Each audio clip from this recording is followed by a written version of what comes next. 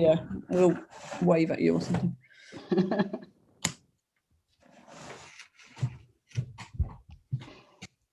Can I still ask a question? Yeah. Regarding the slides, are you going to forward them, or do we take ownership of the? You take ownership. Okay. And then, are there any, the questions? Are you going to ask as well some questions at the end of my presentation? Yeah. Okay.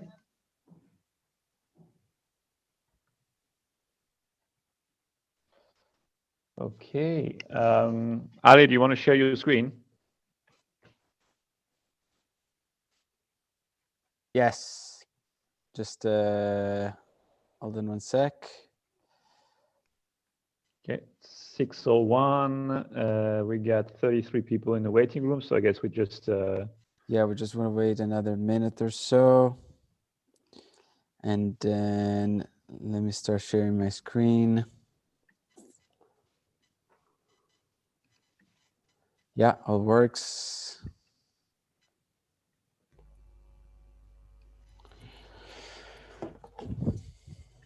You can see my screen, right? Mm-hmm. So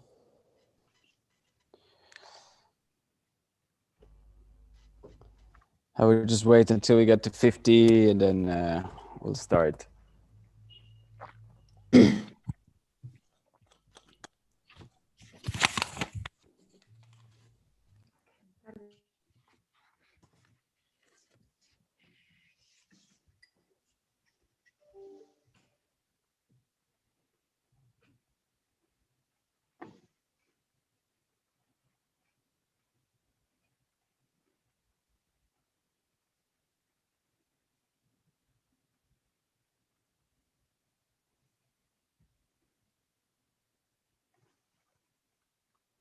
Alrighty, let's get started. So good morning, good afternoon, good evening, I guess, everyone. My name is Alessio. I'm the founder and CEO of Forward Fooding, and today we're here to celebrate the world's entrepreneurial food tech talent, and in particular, as we did announce our FoodTech 500 2020 on the 15th of February. Today we're going to actually talk about women and women who work in actually food tech.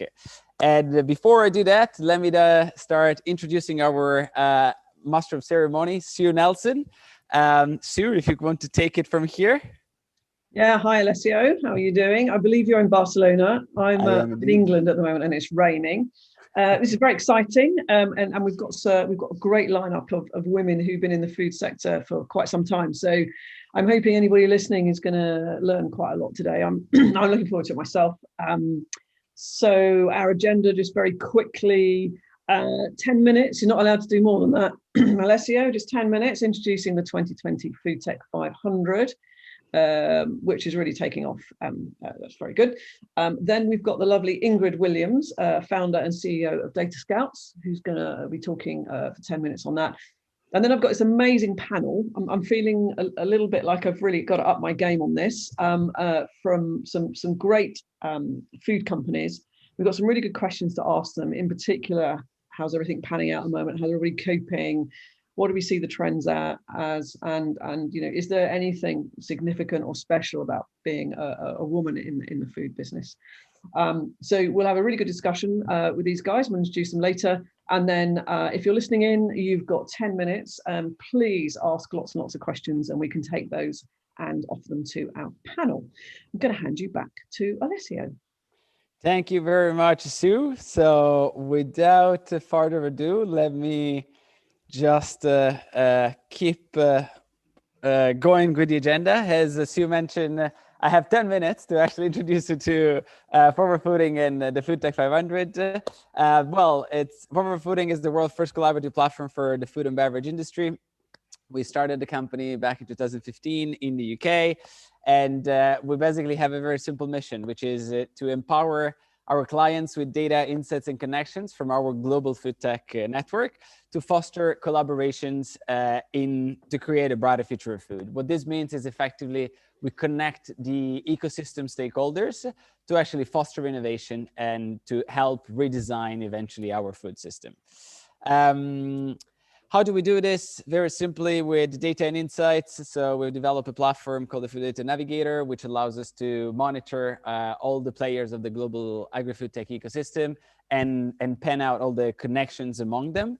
On the other hand, we do scouting and matchmaking. So we help large corporates and investors to understand the landscape and identify companies, accelerators, and other ecosystem stakeholders that they can engage with. And last but not least, with our startup network, we provide basically visibility to startup and scale-up companies through the FoodTech 500, which I'll tell you more in a second, and through our FoodTech innovation hubs, which now are in London and in Barcelona. We basically help resident companies to grow faster. And very quickly with our database, we launched this data intelligence platform back in 2019 with about actually 2,000 ecosystem actors. And we've now grown it to about 10,000 players, including accelerators, incubators, international startups and scale-ups companies, accelerators, institutional investors, and corporate venture capital. And this is basically is the tool that we actually use to make sense of the ecosystem and understand and be on top of the latest developments that are coming out of it. Our network, just at glance, we basically have worked with about 20 corporate clients and completed about 35 strategic consulting projects. We currently work with 5 Fortune 500 companies. We've mapped about 5,400 companies in our Food Data Navigator. We have 15 resident companies between the London and Barcelona innovation hubs. And through only the FoodTech 500, we've received about 3,300 applications in the last 2 years. We basically have a network of about 16,000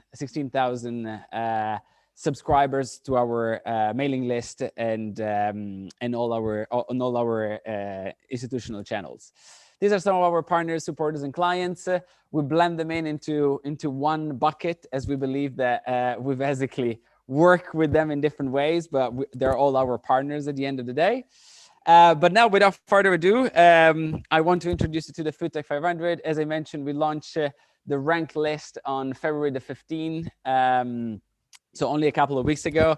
This is a massive project that keeps me awake at night, but I'm so proud of what we have achieved this year. And really the point and the reason why we do it is to shine a spotlight on the innovators that are really, we think, fixing our food system through technology and entrepreneurship. The scoring mechanism that we use is fairly simple. We use the business size and digital footprint score that we are actually taken from our Food Data Navigator. Ingrid later will tell you also a little bit more about that, as we have been working with them to develop the platform, or better yet, we take the platform from them. The sustainability score was actually developed around the SDGs and was devised in collaboration with the University of Turin, with sustainability experts that have created a survey that we then asked the companies to fill out, which then, based on their responses, we created the sustainability score. But again, we couldn't have done this ourselves alone. So we've actually partnered up with a number of different ecosystem stakeholders, including our media partners. So organizations like ours in different parts of the world that actually map their ecosystems and have helped us to spread the word about the call for application and make sure that we could get to as many countries as possible. Our technical partners, Data Scouts and University of Turin, and also our sponsor, which I would like to thank you also for allowing us to run this type of webinars, which are Neom and Rothamsted Enterprises. Some key numbers really quickly. This year we received over 2,000 applications, which was an overwhelming amount, and it wasn't easy for us to actually go through them, but we have very patiently done that so that we could create the short list of 500. We've covered about 63 countries in terms of applications and about 52 in terms of the companies who actually made into the final ranking. And so far we had about 370,000 page views with 60,000 visitors from over 170 countries, which again makes us really proud about the exposure that we can actually offer to the companies that have made it into this year's list. And we already have about 400 companies that have pre-applied for 2021. These are just some of the stats, and I'm going to close it up really here, where of the cluster of companies. So we don't only want to shine a spotlight on the innovators and the solutions that they have developed, but we also want to showcase that these companies are actually growing really fast. And 423 of them have received investments already. 374 are already revenue generating. And as a cluster, they've raised more than 4.1 billion euros in funding over time, which again, I think this number speaks by themselves about the type of companies that actually have made it into our listing. But most and foremost, the very key data point that I want to showcase here is that 25%, more than 25% of actually the companies that make our list this year are actually female founded or have females in their leadership team. This year, we really went above and beyond to understand better what were the driving factors of this ecosystem. And we think that actually diversity and the fact that inclusiveness is really what sets this ecosystem apart from many other techs, which, as you probably know, the average stats in terms of the composition of their founding team are way lower than our listing. And I think this is I don't want to take more time. Today we're also releasing the top 10 women in food tech report, along with another 9 that we actually have released 2 weeks ago, and which will be available as of now on forwardfooding.com/reports. And we have another 8 actually reports that we will be launching soon during our next sessions. In particular, we will be launching the alternative protein one on the 17th of April, which then will be followed by the one about vertical farming, which will be released on the 31st. And other that you see on the slides, which will be made available over the next couple of weeks. But without further ado, let me pass it over to Ingrid, so that she will tell you a lot more about Data Scouts. Hi, everybody. Thank you very much, Ali, for the introduction. You have been gone very, very quick, so I'll try to slow down the pace a little bit so that everybody can settle down and understand where we are. So I'm really very pleased to be here, and share with you a little bit who we are as Data Scouts and how we are enabling the forward fooding and the FoodTech 500 to really move things ahead. I'm just not able to move to the next slide. So Ali, if you could perhaps go to the next slide. Yes, perfect, thank you. So what's our mission as Data Scouts? Mainly, it all started from the idea that today, if you want to survive, you don't do that on your own. Ecosystems and platforms are the way ahead.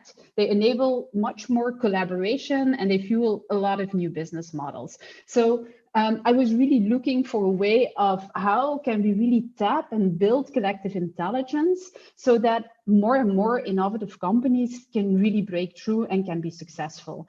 And that was where it all started. Of course, a bit combined with the idea that, there's a lot of repetitive tasks in building intelligence, market intelligence, whatever. So how can we leverage new technologies as AI and machine learning to automate those. Just to give you an idea, if you really want to understand what is happening in your market, you need to understand the stakeholders. You need to map and to profile them. As Ali said, it was going from, in the end, 2,000 2 years ago to 10,000 today. You don't want to do that all manually. If you want to scout for new technologies and new innovations, you can do it manually. You come across a lot, but you need the tools in order to really get that information at your fingertips and really assess if they're right or not.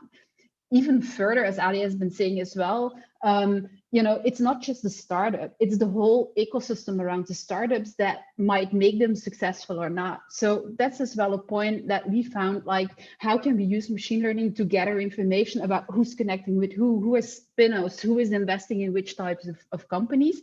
And finally, how can we monitor how an ecosystem is evolving? What are the dynamics? What is really the driving forces and the capabilities for growth in an ecosystem? So that is mainly where it all started. And if we go one slide further, you will see that these are the tools that we have been building over the last 5 years. I started together with Jan, my co-founder, 5 years ago, and we mainly started from how can we use data from multiple data sources to bring them together to build marketing competitive intelligence. That's where it all started. Like, this is still our flagship product, I would say. How can we really make sure that somebody can continuously gather information about what is happening in their specific market? What are the new innovations? What are my competitors doing? What are new marketing competitive and technology trends? So we can take fast decision whenever we need it. Now, then we came very quickly to see that there's quite a lot of incubators, accelerators, creative hubs that are really working already as an ecosystem, and they really want to tap into that collective intelligence of the crowd. As Ali was saying, for forward footing, how do you get people to participate their knowledge and share their insight in order to build a real complete overview of a market? So we started adding crowdsourcing capabilities, stakeholder engagement capabilities to that market and competitive platform. So you don't use it only within your company, but outside your own company, really, and the boundaries are your ecosystem, which is quite wide. At the same time, we got more and more people that were really asking, like, just monitoring what I know already, well, that's not fun. I really want to know what I don't know yet. And that's, of course, very much more difficult, or at least it requires a completely different approach. And that's where we started, based upon all the information that we got and then the experience we got, to start building a technology and innovation scouting platform. In all of this, even in the scouting of technologies, it's not just like having a database of companies. It's really trying to find solutions for a question that is still very vague, a research question that might need a multidisciplinary solution. So how can we bring together a sort of interesting list of relevant stakeholders that could add and contribute value to the solution that you have in place? In everything we do, we always bring together the human knowledge with the artificial intelligence to create that collective intelligence. So if we go one slide further, we see the different companies that we're serving today, or the type of companies at least. There's some very large ones. There are retailers like Colruyt who are really using our tool to monitor what is happening in that market. The retail market, the food market, it is changing. They talk a lot about foodionomics, how different sectors are really converging in a way, and what that would mean for them. They're very much used of tracking everything that has to do with their inventories to know what consumer behavior is, but they were less experienced in really mapping and watching their ecosystem or the ecosystems of innovation, of new products and services around them. That's exactly what we do for Colruyt Group. For P&G on the other side, I think everybody knows, on their side, they are very ambitious towards 2030 to enable and to implement their sustainability goals. So for them, we're mainly doing innovation scouting. Well, you might ask yourself, how do they come to a small company and a startup, mainly scale up in Belgium? Well, the companies they use with are all based in Silicon Valley, and they only seem to find solutions that are US based. While we have such a rich database, or not a database, such a rich ecosystem on innovation here in Europe, but the text that we're writing, our websites, are not always in English. So it's not so easily found by their tools or their capabilities. And that's exactly what we have been looking into and specializing in. How can we make sure that these kind of companies get hold of what is really happening mainly in Europe, in Asia, and in Africa. So we're mainly focusing our capabilities there. And the last one, it's Smart with Food. It's a startup based in Belgium. It's one in the food sector that has really ambitions as well to grow. On one side, their database, on the other side, of course, their customer base. And for them, we did a market trend analysis to understand who their competitors are and what are the ways forward in order to expand. So just to tell you, some very large organizations, some very small organizations, and like Forward Fooding as well, cluster organizations that want exactly to do the matchmaking between both. And really what drives us, we want to help these companies to stay front runners in their business, to really make sure they're the best informed companies in a world that is changing very quickly and is really less predictable as it was ever before. So if you want to know more about Data Scouts, please look at the datascouts.eu website, or please reach out to me later on. I think here I can hand over back to Sue.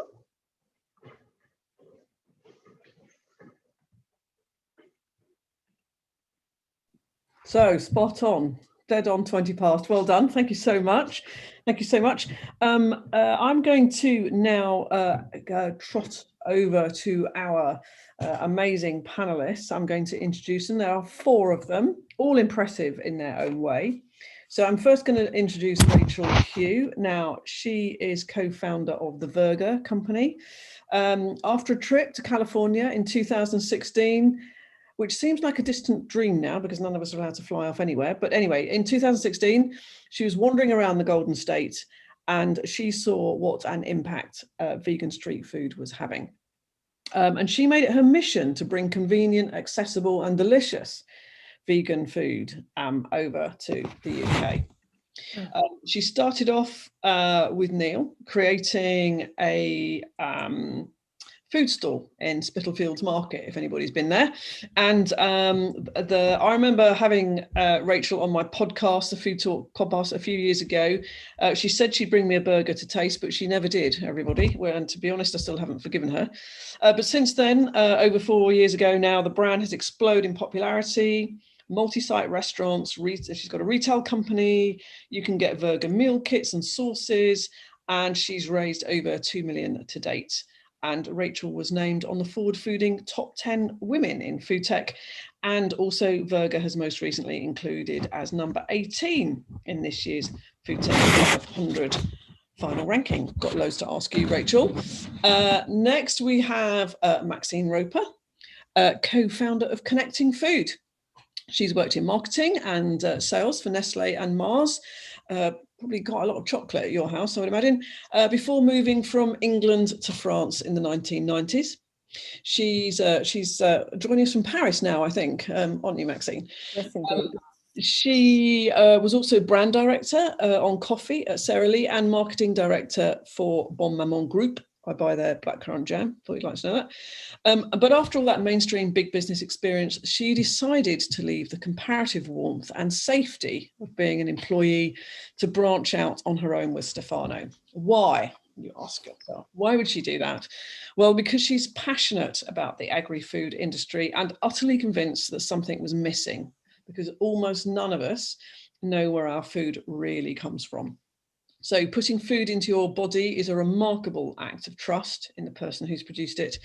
And of course, it's open to abuse. So Connecting Food came up with the first solution to use blockchain to trust and, most importantly, certify food products in real time to provide more transparency. The big question I will be asking Maxine today, of course, as seeing as you're in France, have you had your COVID vaccination yet? That's just a little English joke there, Maxine. Emily is co-founder and a CEO of Oddbox. So that's Emily Van Popperwright, which I think I've pronounced correctly. Again, another extremely impressive corporate player with project and team management experience in Fortune 500 companies, such as 3M and BT across the globe. She's originally from Northern France, but she's done a swap with Maxine, and now she's been in the UK for the past 10 years. And a little known fact is that her grandparents were potato farmers. So she knows what it takes to grow fresh produce, and presumably she's a bit of an expert on crisps and vodka too. Her and Deepak trotted off to Portugal one year for the sunshine and went to the local market. She couldn't believe the wonky veg and fruit on sale, and of course realised that if our supermarkets insist on only good-looking veg and fruit, the rest, about 30% of it, is going to waste at the farm and not even getting to potential customers. So that doesn't even include the food waste that we have at home. They started negotiating with producers and farmers to take the stuff that never sees the light of day and delivering it in veg boxes to grateful customers who understand these things. They started off in a small room doing this on a Saturday and now deliver some 35,000 boxes across London and the southeast of England every week. And I presume, Emily, you're not still doing that from your bedroom. At least I hope not. And then finally, Lynette Kuzma from Natural Machines, co-founder and CMO. Lynette started the company some 7 years ago with Emilio. She's worked in New Jersey and New York, was educated in America, and was the senior PR for EMEA at Microsoft, based out of the UK. But now she lives in lovely Barcelona, of which I'm very jealous. The company has won some 40 odd awards, top emerging health and wellness startup, as well as the food tech startup to watch. Natural Machines has released their first product, which they call Foodini, a 3D food printer. It allows you to make on-demand, personalized sweet or savory food using fresh ingredients. You could have one of these at home. I definitely fancy one. It's not just for professional chefs. You could make an elaborate chocolate sculpture, a beautiful raviolo, which I think is the singular of ravioli, crackers for cheese, you name it, it's endless.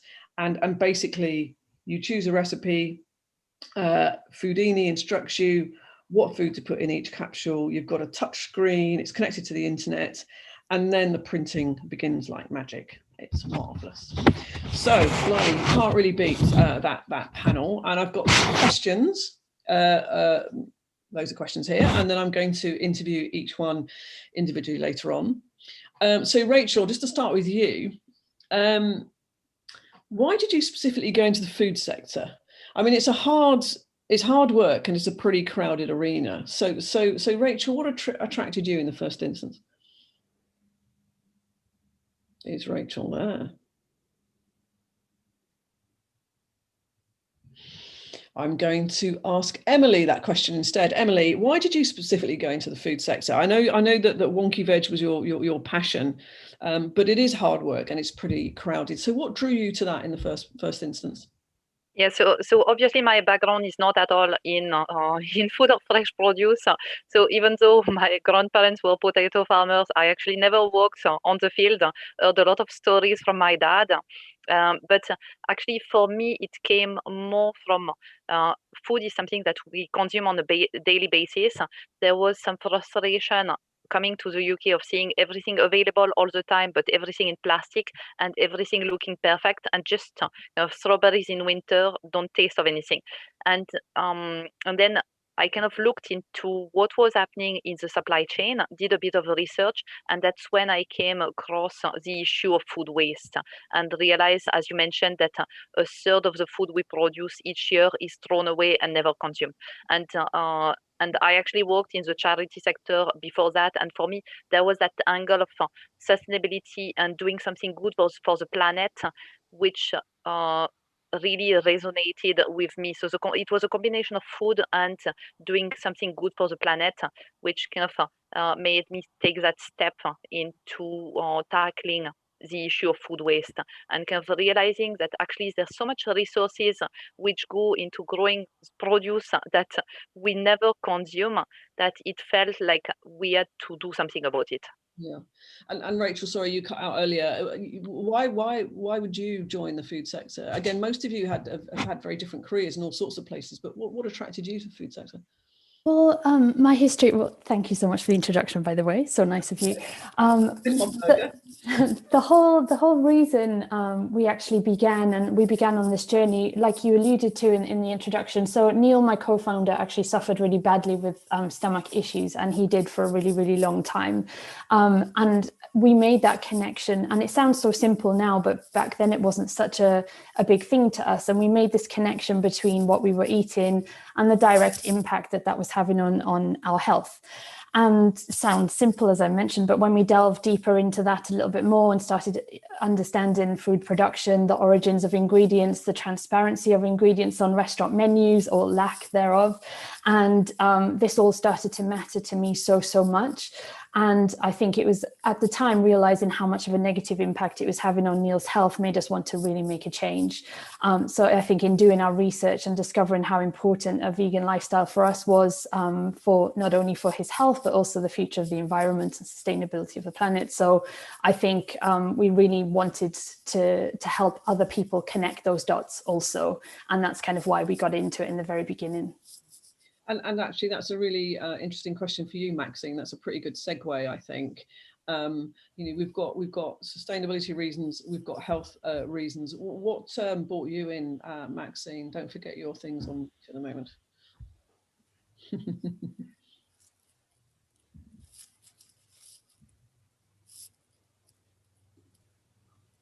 Can you hear me? Oh, yeah, right. So yeah.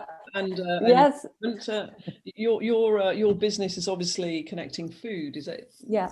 Well, I actually came from the food industry. I spent over 20 years working in big food corporations, putting food on the market, marketing food, and then also working in the upstream parts.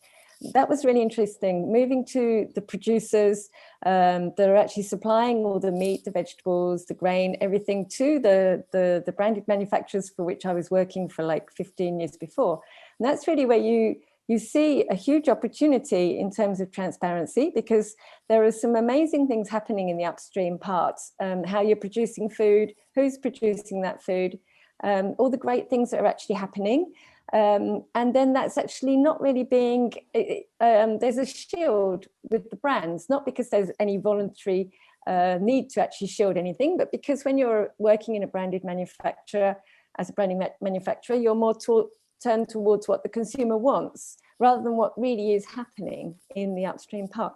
And so I really saw this opportunity to be able to show and prove what really is happening, rather than having to, go into the more of the practical side of snacking and food and everything of the 90s and in the 2000s, when in fact what was happening in the farms and what's happening in terms of how you're producing all that food is a lot more interesting.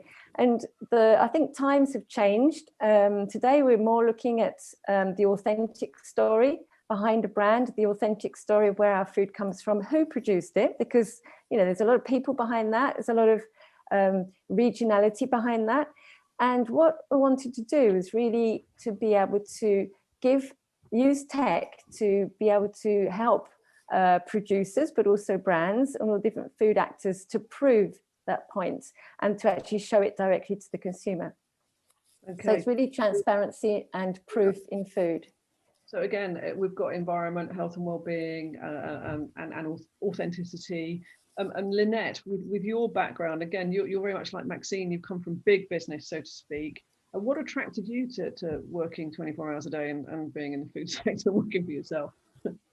Yeah, it literally is 24 hours at times. But well, I come from New Jersey, as you said in my introduction, and that's known as the Garden State in the US. So perhaps it was a bit into my genes because my dad always had a hobby of having a huge garden. That's what he did in his free time. But really, it was kind of just interest. I think there's a lot of commonalities in the panel that we all focus on sustainability, giving knowledge to people, trusting our food and knowing what's in it. It's the same with me. So I kind of fell into food tech because I have personal interests in health, and that includes what we eat. And I had some personal issues in my family when my daughter was young. She had a skin condition, and fast forward, it kind of was, a food issue. It's not a food allergy, but it was a food issue. So that kind of got me into reading the China study and all these books about food and what it really does to our bodies. And that's kind of how I started really getting into a passion into the food aspect of things. And I came from a tech background. So to combine the tech and the food together was really a perfect match for me. So it was good timing. And just meeting my co-founder and the state of food and food tech even coming up as an industry, which didn't exist 10 years ago as it does today. It was really good timing and my passions coming together at the right time. I mean, you can tell, everyone is joining us at the moment that passion is one of the things that's coming through. And I'd like to start with you, actually, Rachel. Now you're sort of 4 or 5 years on, and you made the ridiculous decision after you got back from California to start a company, with vegan food. Is there one piece of advice, practical advice, that you would give anyone who actually wants to get into this sector at the moment, particularly female? Do you know what? There is so much that I've learned in the last 5 years. It's impossible to kind of to pick one. But I think you know what? I would have focused on technology sooner rather than later. Obviously, the pandemic really forced us as an industry to really hone in on it. I think the whole of the hospitality industry here in the UK and probably worldwide would have said the same thing. But I think just personal to me, definitely stay true to your voice and your brand voice. I think there will be lots of strong opinions from all sorts of people along the way. And I think some of them are useful, some of them maybe not so much, but I think you can get bogged down by so many of those opinions along the way.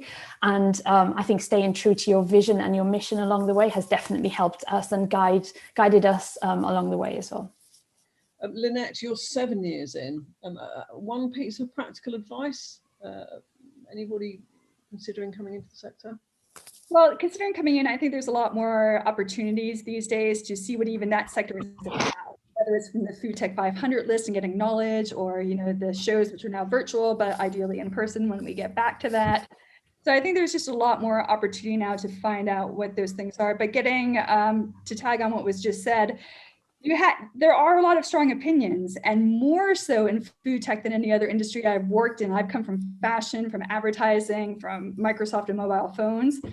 Food tech is the one that will have the most diverse commentary. So you almost have to have a pretty thick skin, because food is passion, right? So there's so many different diets, so many different foods, so many different opinions on what is right. And there's no one right answer, right? So everybody's different. Everybody has their own opinions. But what we do is controversial, because we're mixing technology and food. And that means a lot of food tech companies are controversial. So you're going to get people that hate what you do, to love what you do, to everything in between. And you just have to have a bit of a thick skin, really, as you say, stay true to your mission, know what you're doing, listen to those people that are the haters.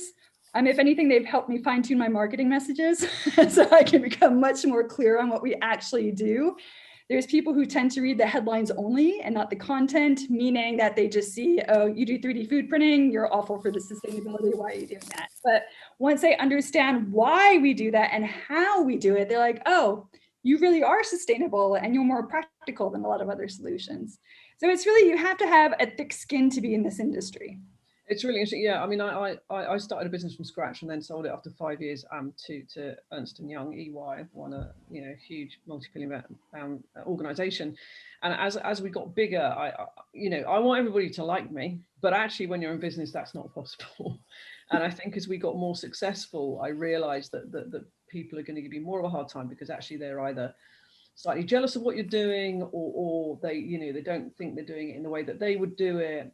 And in some ways it's a sign of success, and you've got to learn. And personally, I don't think women are quite as good as this as men. I think you've got to learn to have that thick skin, because you will have to drive through it. Emily, you've grown really quickly as well, since you started. Would you echo some of this advice? Have you got a different bit of advice for anybody that's listening who wants to get into the sector? Yeah, no, I would echo that advice, and I think especially it's important to stick to kind of your vision and mission. I think it's important to stick to your business model and actually have a really kind of very clear focus and be able to say no to quite a lot. So for us, our model is that we're supply led. So we take the produce, so nobody grows for us. We take produce that are surplus, and again and again, we were asked by cafes, restaurants, whether we could supply them. They have a completely different model where they have menus, and therefore we would need to cater to specific requirements. And so we had to, even though it was an attractive market, we had to say no to quite a few of these opportunities.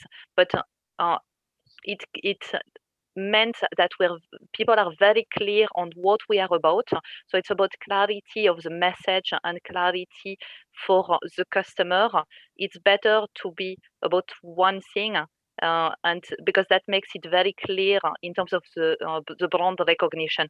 And another thing that I would say for people who are thinking about starting is that I didn't have any experience in fresh produce nor food, and actually people might think it's a barrier. Sometimes it's useful to not have sector knowledge, because that's how you can disrupt what's happening in the sector. And Maxine, again, you've grown quite quickly. I mean, exactly what Emily's saying is it's not just about brand, it's about being clear, it's what you stand for, really sticking to that. As you grow and you get more people, how do you get your staff and the people that you work with and your suppliers to share that vision and make sure they understand it? I think being very focused is really important, knowing what you're not, as well as knowing what you are as a company, and really sticking to that, because I agree with what's been said. There's so much advice and there's a lot of temptation to actually do something slightly different, and you can't do that. You just need to stick to what you are and what your mission is and what your strengths are. I think there's also another point, which is very early on, an advice that I'd give is talk about your idea right from the start. There's a lot of people that say you shouldn't talk about your idea because somebody else might steal it. That what you actually hear, and I really agree with this comment, is that if your idea is a good idea, somebody else has already had it. And if it's a bad idea, nobody wants to steal it. But when you talk about your idea a lot, you get so much feedback, and you need to be able to sort through what is good feedback and what is bad feedback. But it helps you to really clarify what you are and really clarifying what you're not. And just to come back to your question, which is obviously when you have staff and you're recruiting, you need to be really clear about what you are and what you are not, because you have other people selling your product, and you have other people deploying your product and rolling it out. So that's even more important. They're representing you. So it's really, really important, isn't it? Exactly. Because what you can't be is you can't be the whole company as you get bigger. So people have got to buy into that vision, and you've got to make it, I think Emily was saying, you've got to make it really clear so everybody buys into it and goes forward with it, because they're representing you and your passion. I'm going to be a bit controversial here, because I do like being a little bit controversial, and so I don't care what anybody says. I think women, and I know this is a generalization, tend to have a natural inclination to better understand food and why it's important. And for me, it was having my first child. I suddenly realized, it just dawned on me, I was totally in control of what she ate, and I wanted to get that right. And you know what, it's not as easy as you think. It's actually quite confusing, and even more so now. And of course dads are thinking about that too. But how can we get more women into food and food tech? Because I do think they have a particularly interesting and important role to play. Lynette, have you got any views on that? You can disagree with me, I'm quite happy on that, by the way. I won't disagree with you too much there, having two kids. I think, nurturing thing. I think that's what I'm trying to say, I guess. I know it's a generalization, but again, to get more women into food tech, it's an educational process, of course. We didn't have the internet 10, 20 years ago, so it's not the same as it is today, whereas today you have access to a lot of different resources and a lot of different stories. I think you have to make it fun and exciting. One of the things we do is we have a visual product, so kids are naturally drawn to what we do. So it's a curiosity stream, and then they can start following that stream down and seeing where it leads to.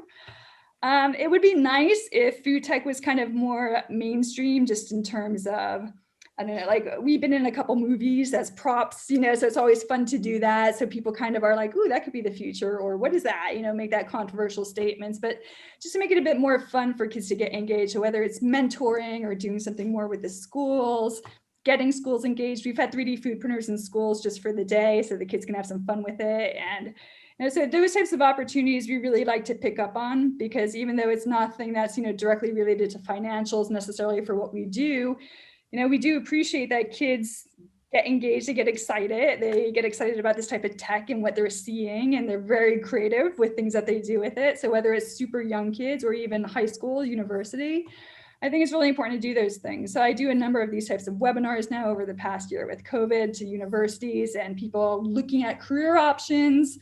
But I think it just needs to be something that's made exciting and very visible so that people know it's at least an option to get into. Now, I was always kind of jealous of when CSI came on TV. It has nothing to do with food tech, but I was like, I never thought of becoming a CSI agent till it was on TV.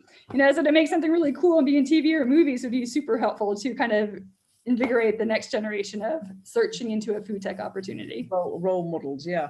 Emily, again, do you sort of agree that women could bring, I know it's a ridiculous generalization, and we're not probably allowed to say these sorts of things now because of, gender roles, gender stereotyping and stuff, but do you feel that women have a specific thing that they could contribute and that we should get more women into the sector? Yeah, so in terms of our customers, 75 to 80% of our customers are women. So actually, the women are still kind of the driver in terms of making food purchasing decisions. So in some ways, they should be represented to that percentage in the food sector. So we're seeing, so in terms of our gender diversity, we're probably kind of 50-50, probably more women actually at Hotbox than men. I think that's what you're mentioning, seeing role models and seeing other women succeed. Again, I think at junior level, it's less of a challenge than it is at senior level, but that's across sector. I think a challenge is still that a lot of investment is made by men, and therefore that doesn't necessarily kind of encourage women to start in a business in general. I mean, there's some research to say that men obviously are more inclined to take risks than women, and women are a bit more risk averse and more inclined to be confident when they're presenting and stuff like that. I mean, all of you, I think, have got co-founders who are men. Rachel, if you're going and you're presenting or trying to get funding or whatever, do you feel that women sometimes aren't pushing themselves forward as much as they should, and that is part of the problem, that they're not getting the funding that they should, and which could be a barrier? I think there's two parts to that. I think when I look at myself and how much I've grown over the last 5 years, I've definitely lent in to the community that exists around me. And I know that sounds a little bit wishy-washy, but over the last 5 years, I've found so many female founders who have reached out or shared their stories or asked or spoken about their challenges. And I think it's about fostering and opening that community so that we can all feel comfortable and there is a safe environment for us all to just, okay, I am dealing with this problem right now. How can I resolve it? And feel comfortable in doing that with the people that are around you. And I think, looking back over the last 5 years, I've definitely gone from that person who was standing there and saying, oh, please, Neil, can you kind of present in this one? I'm not kind of feeling quite confident enough, to being the person that's like, I want to go in there and I just want to nail this. So see ya kind of thing. And I think that's definitely come from seeing and experiencing kind of more female-led brands that are around me that exist and have grown and have thrived in this environment, and just seeing kind of their playbook and what are they doing really well. And just everybody in the media shining a light on female founders and allowing people to have that voice. I think that's been so important especially in my growth over the last 5 years. Maxine, do you agree with that? Yeah, because we really are in the tech business. I mean, we're in food, but half of our employees will always be in tech.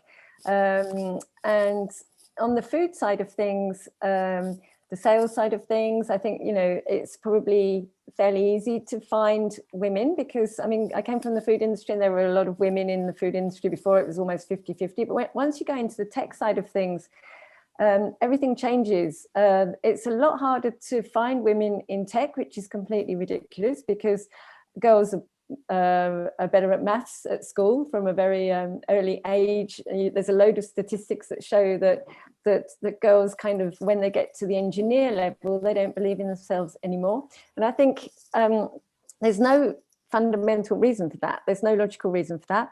I think role models have been mentioned. I think that's probably very important. And talking about things like fundraising, etc. In fact, what I've seen over the last 4 or 5 years, it's just, you need to learn the methods.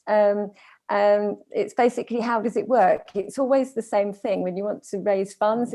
I mean, I've never done that before. I definitely lean on the co-founder as well, who's more, probably more naturally, I'd say, confident in going out and asking for the money, etc. Even if the figures aren't there, you just kind of, you go for it. But what I've learned is it's just a question of, selling what the audience wants and preparing. And I think maybe women are better at that, doing the homework, preparing it all, and then just get up there and you do it, and it works. And in the tech side of things, we really push to try and have women in the tech. We're really pleased to have a female product owner. We've got front end, we've got back end, we've got data people in there that are women doing that. So we really do push. It's not easy to actually find women because there are less on the market, but I think it's a question of role models as well. There's no logical reason why women can't be in tech, and we just need to show that it is possible for the younger girls. When they're at school, they carry on maths, they do engineering, and then they go out and they become computer scientists. So I'm going to start with you, Lynette. Anybody listening who is about to pitch or is to go for a round of funding or is standing up with a new, in front of a new buyer, and it's really, really important. Have you got any tips about how you stand up and give that presentation? I mean, my tip is that when I'm on the way, I always listen to Prodigy, like really loud, to pump myself up a bit and make sure I'm standing tall and make sure I have everything at my fingertips, and then try and relax when I get there. How do you do it, Lynette? I mean, obviously you have to be prepared. Don't do a pitch impromptu. I always advise people, because I've had people, I do a lot of stage work, and I've had a lot of people come up to me afterwards asking how I do that or how I prepare. One, always know your opening and your closing, right? You don't memorize your presentation, but do memorize your first 30 seconds and the last thing you're going to say. So that way you start strong, then you can go into your story flow and you can end strong. Second thing is, somebody asked me about nerves, being nervous. And my response to that is, if you're not nervous, you're kind of dead before you go onto a presentation, right? I mean, that's like the body's natural reaction to get you revved up to do this. So you just have to look at it not from being nervous, but being excited and energized about what you're about to present. And that switches your mindset. And a couple of people I spoke to about that says it really works. It's not going to be instantaneous. You have to practice. So keep going on stage, keep doing it. But those types of things work. And, when I prepare for pitches, even though I've been doing them for 8 years and I'm the co-founder and I know the story, I wrote the story, I still practice a lot. Because I try to keep my pitches varied. I don't like to do the same thing day in and day out. If somebody hears me twice, they're not really going to get the same story all the time. They'll hear something new at all times. So it keeps me fresh. It keeps my presentation fresh. But I do prep for it quite a lot. And I will say, just to back up on one of the comments before with the male-female co-founders, it's probably, at least in our case, it was coincidence that we have a male co-founder and a female co-founder. But I will say, I consider myself pretty strong as a presenter. I'm the storyteller. That's why I'm the CMO, Chief Marketing Officer. So I can tell you, I'm a stronger storyteller than my co-founder, and he won't disagree with that. But sometimes, when we are presenting, you need to see who you're presenting to and what that vibe is like. So there are times where I will present because it's just my forte, but there are times where I will defer to my co-founder just because it's going to go over better, regardless of how that story is told. Now, whether that's a cultural thing, so we deal with a lot of different cultures, so there's different undertones there, or if it's a certain VC that tends to prefer a male co-founder or that speaker, you kind of have to, I'm going to say, play the game a little bit, so you kind of do have to read who you're pitching to. So it's not just be a strong female, pitch all the time. Sometimes you really, it is what it is. I mean, that's the reason why we're having a female event right now, right? So, because it's not the norm. So it's still a minority, even though the numbers are quite high in food tech. But sometimes, you know, it's the world we live in today. And sometimes you just have to play that male card or the female card, depending on who you're talking to at the moment. Okay, that's fairly a controversial thing to say, I would say. I mean, I think for me, the big thing is as you said, start, memorize your start, memorize your finish. You know what you've got to say, you've got all your props with you. And then I do think you have to really absorb what the audience is telling you, or who you're presenting to is telling you. Pick up any of those social clues.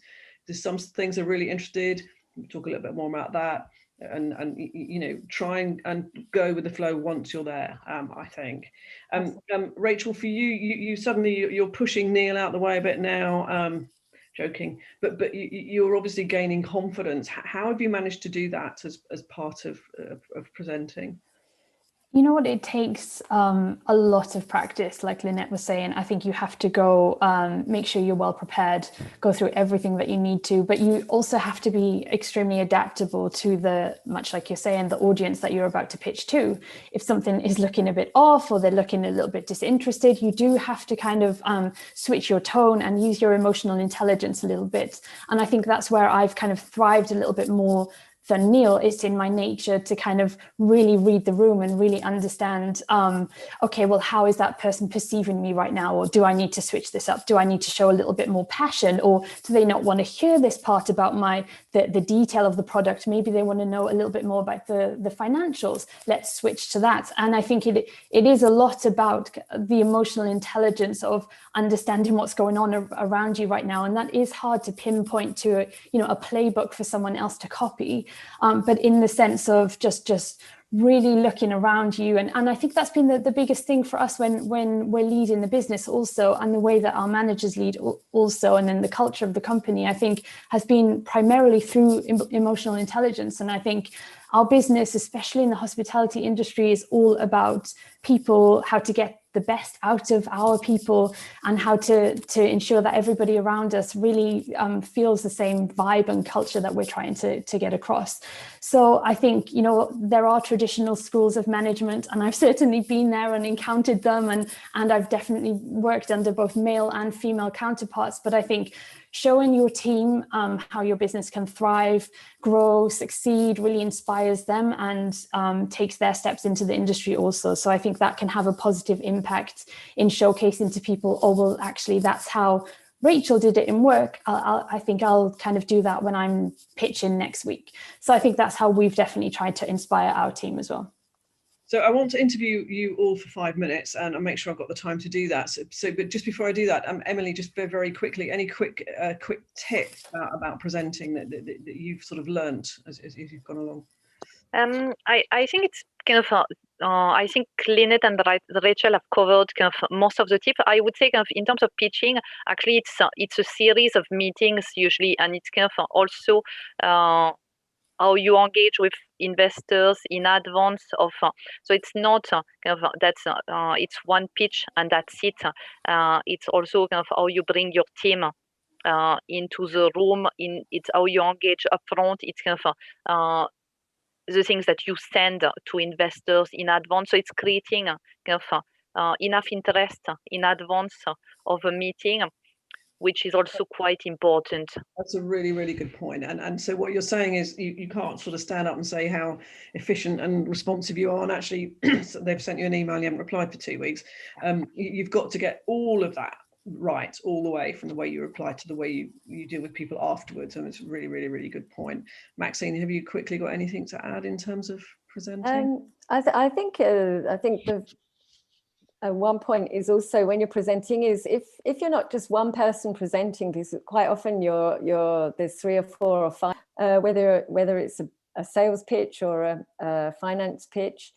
What is really important, if there's 2 of you as well, I think maybe also a man and a woman, you can gauge different things, because body language is not the same, the reactions are not the same, the sensibility is not the same. And also just being 2 people, one is pitching and the other one is reading the room. It's very difficult to do both at the same time. Sometimes you skip things. Sometimes people ask you a question, you're not quite sure about it, but the other one's heard the question better than you have, so can kind of cut in and answer that. So I think going in, two people, you have to be really well organized in who is the lead in the pitch and who is actually backing up, and you have to be very good not to kind of interrupt, etc. But you can have a really good pitch if you know each other and if you know how the other one interacts, so you can better interact with the audience. Yeah, work as a team. Yeah. Okay, so I'm going to go to each of you for 5 minutes, and then we're going to take 10 minutes of questions at the end. I'm going to start with you, Rachel. You know, the pandemic has forced you to change your business model to survive, really. Well, not to survive, I suppose, but grow on the trajectory that you wanted to. So you're now selling meal kits and retail products online. That's not what you started off trying to do. And obviously, can you expand a bit on the challenges of suddenly having to pivot so much? And you know, how did you manage to do that? Yeah, absolutely. This was a kind of a critical business decision for us. I think in the UK, obviously we had the news around a year ago that we had to basically close our restaurants. So for us at the time, that was basically closing down your business overnight for the foreseeable future. And that's a bit of a panic moment for everybody, no doubt. So without any real understanding of kind of the rates of infection at that point, or even what this was. So I think the crucial thing for us was to ensure our teams, at the time, we employed like 55 people across like different stores. They were safe, make sure they were protected. In London, of course, everyone travels via underground to get to where they need to go. So I think at that point, I don't think the government had many kind of measures in place to protect people in those very early days. So the first initial thing for us was, okay, well, we have to close our restaurants and we have to keep our team safe and we have to make sure they're paid and everything is okay. So that was the pivotal moment for us, because obviously we had no idea of the future of the industry at that point, what was happening with the pandemic. So whilst all of our teams were home, our customers were still reaching out to us on social media. Okay, guys, I understand why you're closed, but please can I still get a burger? So I think it was that consumer passion for our brand and them reaching out to us that made us think, oh, well, hey, what if we were to still pack up all the elements of this burger into a box and just deliver it to people's homes? Let's just, you know, make our website kind of transactional overnight and let's just go all in. And it was that we... Sorry to interrupt, but so what you're saying in essence is, even though it wasn't quite our business model, even though we might not be making as much as a profit, actually keeping communication with your customers through this so that you don't lose them and they don't forget about you was really important. Exactly. So we knew how important it was to keep the business rolling from a customer's perspective, because we had no idea about the future of how long this was going to last, what was the foreseeable future of the hospitality industry. So we, at that point in time, you know, we had these meal kits, we sold them online, we were physically driving them around London ourselves. We really went back to basics. But at the same time, it was technology that really helped us with those decisions. And, you know, through social media, our website, and everything that we were creating with our retail products that were coming up also was really critical to us. And yes, it was a huge pivotal moment for our business, but it ended up saving us in the long run, to the point that we still make our meal kits online now, even though our restaurants are open. So, yeah. We're beginning to get some great questions from people who are listening in, so I will come to those at the end. Please keep them going. Rachel, you know, we've got news in the UK. I'm sure it's going to happen in other countries fairly soon too. That you know, lockdown's going to end. So what are you going to do when you change your business model? And are you going to go back? Are you going to do a hybrid? Where do you think you will go now? Well, definitely. I think our retail products that we now sell online will be there for the foreseeable future. We sell them in supermarkets now. We've obviously grown in that aspect also. But our initial reason why we had them online was to just create that channel between us as a brand and our consumers who still wanted access to what we were doing. So I think that will still be there, and it's still prevalent to us. Direct to consumer is huge and it's growing, and it always will be a big part of our business. But essentially when it comes to summer, and you know, the government has a good plan of action with regards to when people can get back outside again and it'll be safe, you know, to a degree. our restaurants are still a huge part of our business, and it's still where a lot of our innovation happens also with regards to new products, new things on the menu, in the ways that we interact with our consumer also at a retail store level. So I think, it will be a hybrid, and it definitely, we have to be fluid in the sense that we're adapting to what the consumer wants. And it is a constant battle of trying to figure out, okay, what do people want today? And we're just adapting as we go along, to be honest. And I think that's going to be something much more in people's armory now as entrepreneurs. It's the pandemic for us is, it's everything's got to be even more flexible than it was before. And you've got to have the decision-making processes in place where you can react. And whilst we've all been saying that having a clear vision is really important, of course it is, to do with your brand and your culture. But you've got to have the ability, haven't you, to look at the outside world and go, we're going to have to change this. We have to do this. But we're going to do it quickly. Yeah. Okay, so final question from me. Alternative protein, especially plant-based alternatives, are gaining a huge momentum and becoming mainstream. Figures, in fact, show that veganism hasn't actually changed that much, dedicated vegans, but people are intermittently vegan for health reasons and ethical reasons. How are you going to persuade more and more of us to actually look at plant-based alternatives, which we should? Yeah, that's such a good question. And I think you're right. Vegan proteins are gaining huge momentum right now. And I think it's becoming quite normal in many markets globally as well. And I think that's personally where I believe our restaurant environment, as it starts to reopen, will really come to the forefront. So for years, since the very beginning of our journey, I think, we've been showcasing to our customers just how amazing vegan fast food can be. And, we've done that through our accessibility, how delicious our food is, the high quality nature of what we do, and making sure that, they're amazing flavors and they're innovative and convenient. So combining all that together and at an affordable price has been critical for us and the formula for change for many people. We noticed really quickly, actually, during the pandemic close down, how much our community really relied on us to access vegan fast food.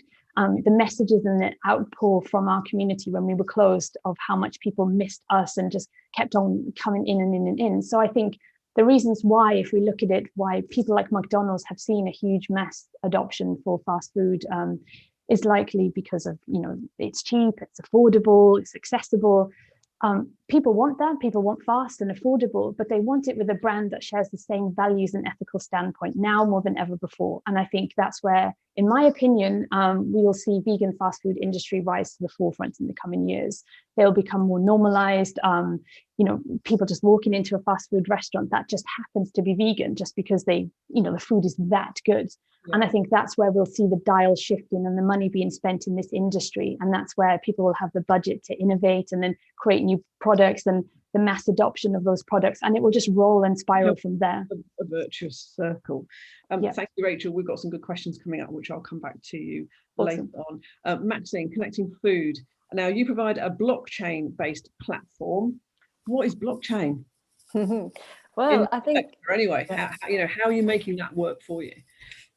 Well, the objective of what we're actually doing is to be able to trace food right back to the source and right all the way down to the actual product you're buying and you're eating. And in fact, what is interesting is that traceability information has existed for the last 10, 15 years. It's a legal obligation for each food actor to provide that. But what the blockchain actually brings into that is blockchain comes from finance. It's actually been used for transactions. And when you look at a supply chain, it's a whole load of transactions between different actors going from animal feed to farms, going through first and second transformation processes, then branding, and then the retailer. So in fact, that's where we saw in 2016 the opportunity to use blockchain in the food industry to bring total transparency by getting that traceability information, which is stored in each kind of silo throughout the chain, and putting it all together. So batch to batch, batch level traceability right to the end, which brings in a whole load of efficiencies, obviously, but also this transparency. One thing which is really important is that blockchain is good at measuring numbers like Bitcoin or dollars or whatever.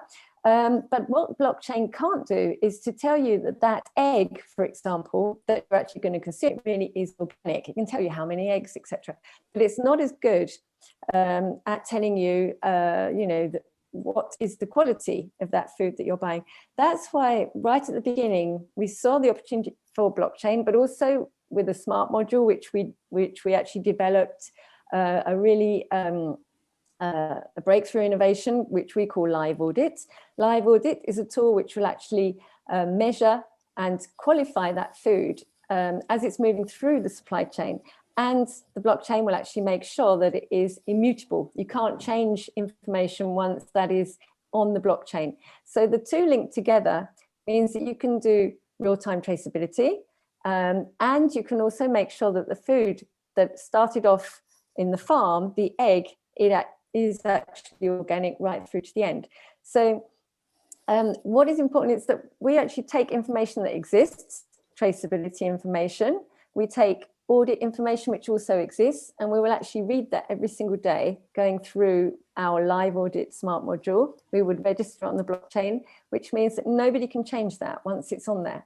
And that's when that's at the end, blockchain, isn't it? I mean, it's completely and utterly secure in that respect, and there have been some dreadful scandals in terms of people not understanding where their foods come from. But the biggest shock for the public, I think, is that they absolutely believe that supermarkets were the guardians of this, and then have realised that they're not, because they have no clue. And exactly. surely blockchain has to be the answer to actually that Yes. transparency. Yeah. And surely the retailers are just as keen to have that as the consumers must be. Yes. Well, in fact, all the way along, because we've actually seen a huge amount of upstream producers that are really keen to go onto this kind of solution, this platform, because it also opens up a window of transparency for them right through to the end of the chain. And the consumer is also looking through that window of transparency and saying, where does my food come from? And so retailers and brands, they're actually having to jump on the brand wagon, because otherwise, their role within that is going to be reduced. So, and it's actually a win-win situation, because all this information like traceability, data and all that, it's a cost for every company to have to produce that, store that and do nothing with it unless you have a product recall. But what you can actually do is you leverage that information and you make it you create value with it, because it's a new way of actually showing to the consumer what they're eating. And as consumers, we all want to know that. We all want to know who produced it. Also, is there fair pay towards the person who's produced that? Yeah. Also, what happens in terms of, what transformation has actually happened to that food? And all of that information can be totally transparent in a very verified way by using different smart modules along the way. Okay. Talk about that for ages. Emily, can I come on to you? Oddbox. Now, food waste is definitely one of the most pressing challenges of our time. I find it such a dreadful thing at the moment that on the one hand, we've got real issues around obesity, which the pandemic has highlighted, I think. So we've got that on one hand, and on the other hand, we've got food poverty and we've got food banks and whatever. And yet we've got all this food going to waste. How can we expand your type of business and your model to go further, I suppose, and try and address this issue of food waste when so many people have got food poverty? Yeah, so you're right. So kind of actually, very few people know kind of enough about the issue of food waste and the fact that we waste a third of the food we produce, and actually. Very few people know that with just a quarter of the food we waste, we could solve the issue of food poverty. So it's kind of, so obviously that's on a global level, and it's not as simple because there's more food poverty in specific places than in others. But even in the UK, there's a huge amount of food poverty, and a lot of, and that's why there's been kind of recent scandals around the school meals. But it's actually Food Waste Action Week this week. So a full week organized by RAP, and so amongst other food waste fighting organizations, and retailers and supplier organizations, we're all participating in raising that awareness of the link between food waste and climate change. And for us, what we're doing is as much around working directly with fresh produce suppliers and offering an outlet for produce which either don't meet supermarket specification or are surplus to requirements, because there's still kind of a lot of difficulties in forecasting the weather and being able to plan what the consumers will want. But our focus is also about educating, informing, and raising awareness and helping people do something about it. And a lot of food waste happen in people's home as well. So for us, it's also how do we help people cook with different types of produce and make the most of what they purchase. It's quite a complex issue, isn't it? Food waste. I think the thing that is so worrying for me is that so much goes to waste before we even get to the supermarket, before we even get to our houses and throw things out. Very, very quick one. We're getting loads of great questions, so I do want to come on to those. In March 2020, you raised $3.5 million Series A, and during the pandemic, you achieved 600% growth year on year. In my opinion, scaling up quickly is the most dangerous point of business life. It's the time when you're most likely to fail when you're growing quickly, because simply you run out of cash to fund the growth. How have you managed to carefully grow and yet quickly grow? To make sure that you weren't in danger of overheating. Yeah, and actually, kind of for us, we're a subscription business. So the whole kind of success of a subscription business is to retain the customers, and that's how we can make money. So it's not in just having one purchase. And so actually in early March we had to take our website down because we had our existing customer base switching to more boxes, switching to more regular boxes, and we doubled our orders just kind of in the matter of a few days. So we really took a few weeks pause to kind of work with our co-packer, work with our delivery partner to see how we could scale in a way which didn't compromise the customer experience. So it's been very much about how do we make sure that we're able to scale in a way that we're able to maintain our service excellence, and that's been a challenge during the pandemic. Yeah, and again, that's about having this strong brand, making sure your staff know and your suppliers know what you expect, what you don't expect, and absolutely keeping in control of quality. Okay, again, another topic we could talk about for ages.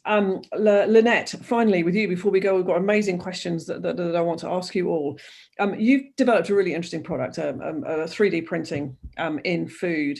Can you explain exactly what the business model is? Because for me, it's not about doing some type of novelty thing in a restaurant, is it? You've got much bigger ambitions than that in a company. That is correct. So to take a step back, the whole idea of 3D food printing is actually not as crazy as it sounds. You eat anything from a food manufacturer, you're practically already eating 3D printed food. We just don't call it that, right? So a food manufacturer takes food, they push it through machines, they shape it and they form it. We took that exact same concept, created a kitchen appliance, but the big difference is you become the manufacturer, you use your own ingredients. So what we're not like Nespresso that forces you to buy a pre-filled coffee castle to use their machine. We actually encourage you to use those fresh ingredients. So you can get your boxed ingredients and you can 3D print food. And it's as you say, there is a novelty aspect to it, right? I've done talks before where is it a novelty or is it needed? And my response to that is, why is it an or? It's an and question, right? So yes, you can do the novelty things. You can do cake decorations, cookie decorations. You can do these very intricate presentations of food. So we have quite a number of Michelin-starred chefs that are all about this intricate plating that only 3D food printing can do. But the needed part of it, the reason why we started into this business in the first place is because we do see in the future that this will become a common kitchen appliance for the purpose of you making your own foods that you now currently buy in a supermarket. So that doesn't mean it's the odd looking food or the really intricate food only. That means think about your rectangular breakfast bars, your round cereal O's, your square ravioli. I mean, all these things you can actually replicate, customize it using your own fresh ingredients. And it's really going along that trend that we've been talking about today, about knowing where your ingredients are, what's in your food, where did it come from? So if you can use those raw forms of food, the raw ingredients, and prepare it yourself, you're going to have a lot more trust and customization doing that. Now, the business model, getting back to your question, is today it's a B2B market, right? So it's not ready for consumer use yet. Not too different from microwaves, food processors, sous vide devices, all started in the B2B space and then went over to consumers.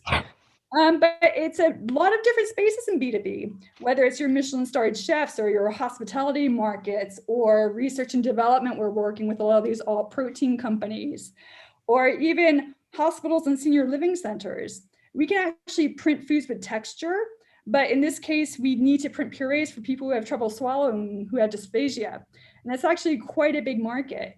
So what we do is we shape the food to look normal. So you can take pureed turkey and print it in the shape of a turkey leg, or pureed carrots and print it in the shape of carrot rounds.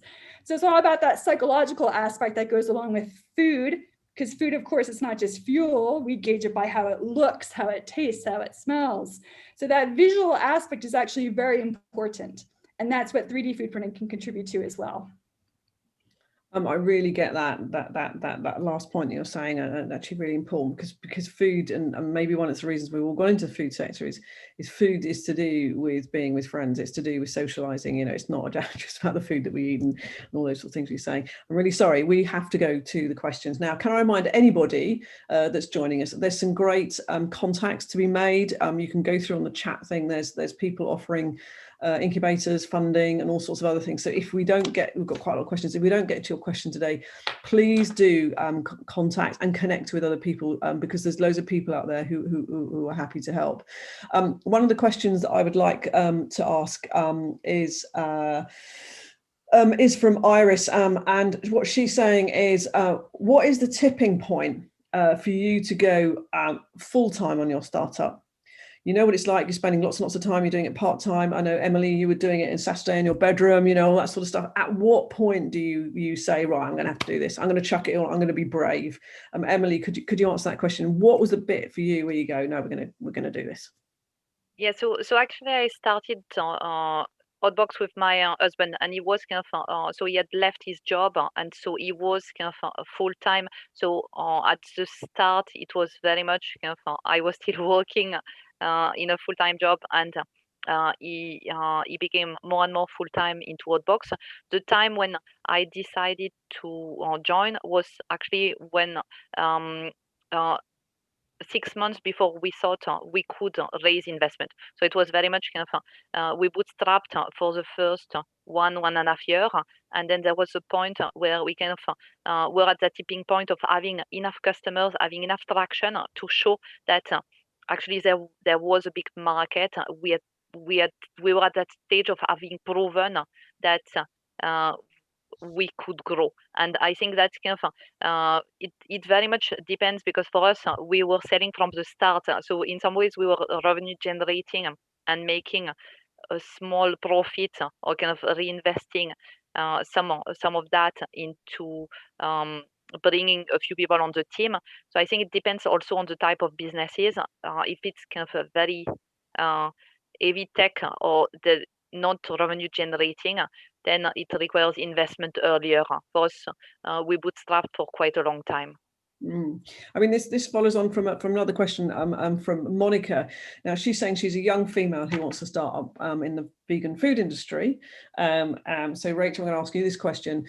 She says so many people are advising her, just start, just do it, just jump, just go for it, But she said, is there one piece of advice where suddenly, a bit like Emily's saying, you just go, right, I'm going to do this, and what is that piece of advice in order to lessen the risk to some degree? Well, I think that there are a few factors, because you have to make sure that you have enough funding to be able to also make sure that you're okay at home and you're not pushing yourself to the limits of existence here. So, you have to be comfortable with all of your choices. Much like many other stories, I literally worked for 9 months solidly in my full-time job whilst also making this happen. So I would work Monday to Friday, then make burgers on a Saturday, sell them on Sunday in a market, and I did that on repeat for 9 months. That's tough, but at the same time it allowed us to gain market traction, it allowed us to build a community, it allowed us to see, okay, well, and gain feedback for your product. And all of those three things led us to this exact point where we were like, okay, we either go all in at this or we leave this idea. But we realized that there is too much, and that the opportunity was so great for us to make this business awesome that we just had to go for it. And there is a little bit of, you have to trust your gut in that judgment, of course, and you have to listen to the people around you and the community you've built. Are they saying great things? Are they encouraging you? And I think once you've built that picture in your mind, you'll realize, or not, whether it's the next step or it's the right step for you to take. Monica, do it. That's what we're saying. Do it. 100%. Do it. Okay, do it. Okay, this is a question from Carol. You might consider this a boring question, but do you know what? It's really, really important, this, when you start your business. Are there any tips for putting in place the systems you need to support growth? Like your CRM systems, HR systems, and all that sort of stuff. Emily,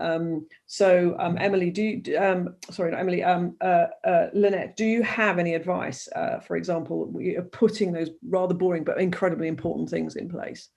Yeah, of course, it's always easier to do it early. You don't want to just have contacts in your email contact list and try to, keep track of everybody via emails. It's not really going to work.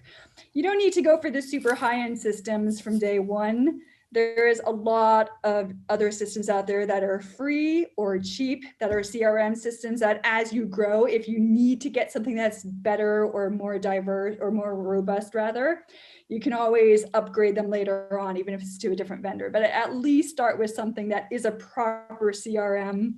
Actually, the systems we use are integrated totally. So it's billing, it's CRM, it's marketing, it's everything. But stay focused. You can't do everything at once, right? So there's a ton of systems out there. We'll have a bunch of integration packages to them. Really choose what you need to do. Usually CRM is the first that most startup companies start with, so you can keep track of who's who when you've contacted them and all your providers. So that's usually the core one. And then the rest of them you can tap on as you need them, but you don't need to, blow a huge budget on these types of systems, because that's not your core business. That's supporting your business. So you want to make sure you keep that expense realistic. First thing you must do, though, guys, always make sure you've got shareholder agreements, make sure you've got contracts in place, make sure you've got all that side of it sorted out. They're quite standardized, but you absolutely have to have those. Right, last question, Maxine. We've got a question here from Tara. What she's saying is that she hasn't got tech experience, and she hasn't particularly got food experience, but she does have management and sales skills. Is it still appropriate to be going into the food sector? I think everything depends on what you want to do. I think you can, obviously, going into the food sector, you don't need to have tech experience. I think if you're good at sales and you know how to sell a product, you can learn how to sell a product and go into it. I personally believe that when you go into a fairly complex industry such as food, it is an advantage to know how the complex supply chains work and have contacts in that industry. It obviously helps you accelerate, but I think, as we were saying before, somebody said that if you don't come from the industry, you may be able to disrupt that industry even more easily. Everything depends on the angle of attack that you actually want to take. I personally came from the food industry, but I didn't know anything about tech. So I now know a lot of things about tech. I think you can do the other way around. If you're really good at sales, you can obviously go into food, even if you don't come from food. You just need to learn what is the product that you're selling and who you're selling it to. If you're good at sales, I think that will work fine anyway. Yes, well, we're running out of time. I want to say thank you so much to our 4 panelists. It's really good of you to give up your time and to share some of your knowledge and experience. So thank you, Rachel Hugh, co-founder of the Virga Company. Keep growing, Rachel. Thank you so much for having me. Come along and have one of those burgers at some point. Maxine Roper, co-founder and MD of Connecting Food. Again, thank you so much for joining us. Thank you. Emily Van Popperwright, co-founder and CEO of Oddbox. Again, thank you for your time. Thanks. And Lynette Kuzma, coming to us from Barcelona, Natural Machines, co-founder and CEO. Again, thank you so much for joining us. There's still questions. Please do connect. I'm going to hand over to you now, Alessio. I've finished. There you go. Thank you so much, Sue. Thank you very much for the panelists. I can't thank you enough. I know that you're very busy, and we really appreciate you taking the time. Just going to spend the last couple of minutes to wrap up the session. Thanks also to everyone who have joined us today. We were pretty actually impressed about the turnout. We had about 95% women attendees, which is a great also result for us, as I guess it means that there is more women out there that get inspired by you and by your word of wisdom, and hopefully will enter the space soon enough. And without further ado, just let me do some housekeeping sort of wrapping up notes. One is, again, to thank you for the time to all the panelists. And secondly, just to remind you of the next webinars we have coming up. On March the 17th, we will be talking with top-notch speakers running alternative protein companies. And we will host some of the top 10 that made it into our list. And on the 31st of March, at the same time, we will be doing the one about vertical farming. So without further ado, I see also that we keep getting lots of questions and really nice comments. So thanks, everyone. Thanks, Sue. I can't thank you enough for the brilliant job that they always do in moderating these sessions. And for everyone who has any other questions, feel free to drop us a line at info@. This is also a place. I just have a quick thing to say, Alessio. Very quick question. Somebody said, "What is CRM?" CRM is a customer relationship management system, which will track how you connect with your customers all the way through. So just answering that question very quickly. Yes. Thanks also for this too. You're amazing. Thanks, everyone. And as I said, this is also a place for us to connect. So we're very happy that we've seen a lot of engagements coming through the chat, and we very much encourage this, as after all, our mission is really to connect these ecosystem players and foster the space as much as possible. So thanks a lot for tuning in, and we wish you a great day, evening, afternoon, whatever you're tuning in from. Cheers.